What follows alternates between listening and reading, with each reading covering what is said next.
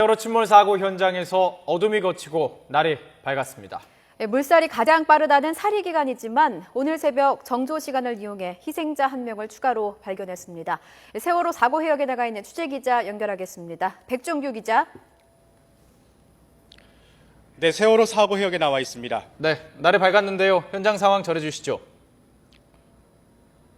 네, 이곳 사고 해역에도 동이 텄습니다. 어제와 비슷하게 맑은 날씨가 이어지고 있는데요. 다만 옅은 안개가 끼어 있는 상태입니다. 어둠 때문에 밤새 조명탄을 터뜨렸던 이곳 사고 해역에는 어느새 밝은 해가 모습을 드러냈습니다. 오늘은 세월호 16일째입니다. 이제는 날짜를 세는 것마저 의미가 없어지고 있습니다.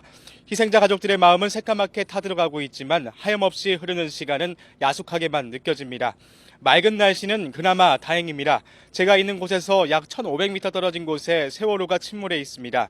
지금 보시면 리프트백과 대형 바지선 한 척, 수십여 척의 배들이 바다 위에서 희생자를 찾고 있습니다.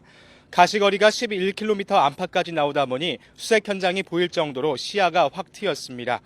지금 이곳 기온은 13도, 풍속은 초속 3m를 나타내고 있습니다. 지금까지는 바람과 물살이 어제보다 잔잔해진 편입니다. 어제는 파고가 1m를 넘었지만 오늘은 0.5m로 낮게 일고 있습니다. 오늘은 사고 해역에 안개가 끼는 곳이 있어 수색 구조 상황에 영향을 끼칠 가능성도 있습니다. 오늘 정조 시간은 앞으로 오전 9시 35분과 오후 3시 2분, 저녁 8시 45분 세 차례입니다. 합동구조팀은 최대 유속이 초속 2.4m까지 예상되는 사리이긴 하지만 정조 시간을 최대한 활용해 승객이 있을 것으로 보이는 객실을 수색할 예정입니다.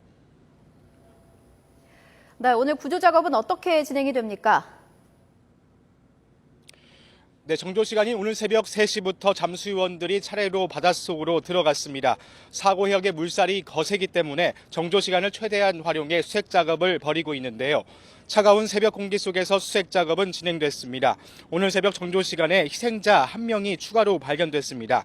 잠수요원들은 새벽 4시쯤 4층 선수 좌현 세 번째 격실에서 단원고 남학생으로 추정되는 희생자를 찾았습니다. 세월호 희생자는 213명으로 늘었습니다. 안타깝게도 실종자는 89명이나 됩니다. 어제 실종자 수색 작업에서는 새벽에 5명, 오후에 2명이 발견됐습니다. 모두 희생자였습니다. 특히 어제 오후에는 선체 내부가 아닌 사고 해역에서 2.4km 떨어진 해상에서 희생자가 수습됐습니다. 또 사고 해역에서 먼 바다까지 희생자들 것으로 보이는 다량의 물건들이 발견되기도 했습니다. 수색 장기화에 따른 희생자 유실 문제가 걱정됩니다. 희생자 유실을 막기 위한 대책도 시급하게 마련돼야 할 것으로 보입니다. 오늘 새벽에는 논란이 거듭됐던 다이빙벨 역시 투입을 시도했습니다. 하지만 아직 큰 성과는 내지 못한 것으로 보입니다. 이곳에서 확인하기로는 다이빙벨이 다시 크레인으로 올려져 바지선 위에 있는 것으로 확인되고 있습니다. 합동구조팀은 지금까지 111개 가운데 14개의 격실을 수색했다고 밝혔습니다. 앞으로 문을 열지 못한 곳과 공용구역 등으로 수색 범위를 점차 넓혀나갈 계획입니다. 승객이 있을 것으로 보이는 객실은 64개입니다. 구조팀은 이달 초까지 문을 열지 못한 객실과 공용구역 등을 중점적으로 수색하고 이달 중순까지는 우선순위에서 밀린 공간과 함께 다시 한번 전체 격실을 집중 탐색할 방침입니다. 오늘 물살이 어제보다는 잔잔하기 때문에 정조 시간을 이용해 구조 수색 작업이 성과를 거두길 기대해 봅니다. 지금까지 세월호 사고 해역에서 YTN 백종규입니다.